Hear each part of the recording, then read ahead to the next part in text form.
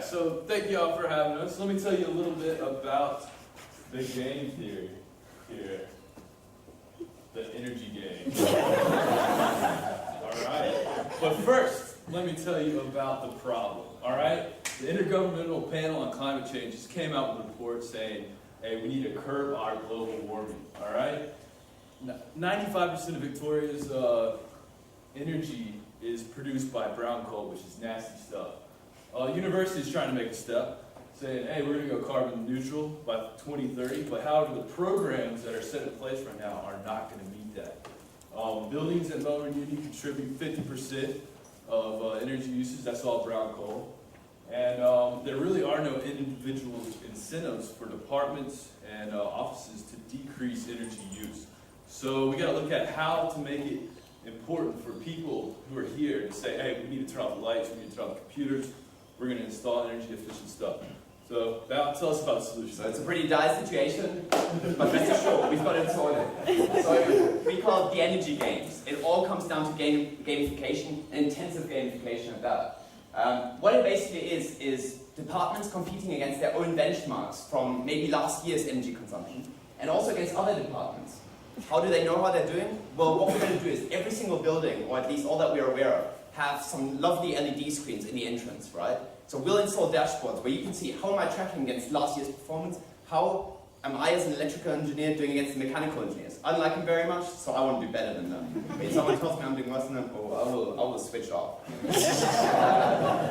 The incentives, because we're saving energy, the great thing is we're saving money, right? So there's money left over. Now, what we're going to do is take 75% of that money, give it to the department and say, you guys decide within your department, within the people who are there, what do you want to invest it in? So for example, that could be some low emission lighting, maybe some biodiversity project inside, so we can integrate that, you know, there you go. And 25% goes to the university, because they need some financial incentive too, right? They need to see some sort of benefit, so that they can keep on driving it as well. And the great thing is, we have all the resources. So in our team, we have engineering, we have commerce, we have law. The data is available, all we need to do is draw it off the server, and the upfront costs are very low. The only thing we need to do is develop a software system that draws information from one side and displays it on dashboards. So very simple. It's scalable as much as we want. We can start with departments against each other, universities against each other, afterwards countries against each other. Come on, let's make it local, guys. Let's take it big, alright? So, and the impact is, well, by benchmarking, by having the benchmarking against last year, people will start changing behavior.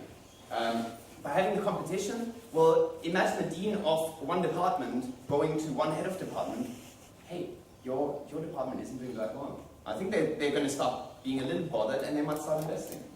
And now, but what are the numbers, right? What did you have with the food waste? $130,000 is the complete, I think it's the complete cost of waste recycling.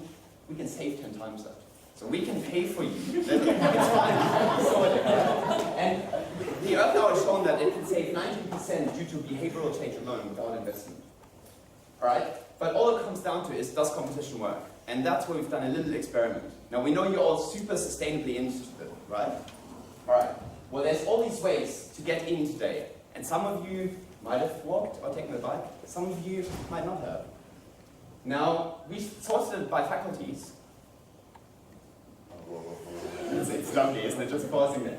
Alright, so the second worst faculty is engineering. Now guys, I'm a bit disappointed. I cycled in today. I'm not sure about the other engineers.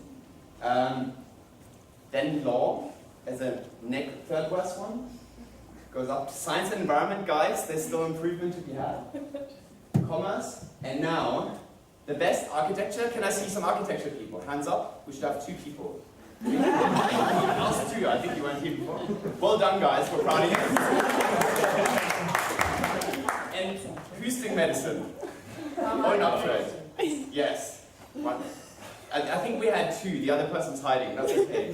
Got to try harder. Next time you got to cycle in, all right? I can challenge the data. We feel our data is safe. And so the conclusion is, we have the data, we have the team, it's totally scalable. Let the energy games begin.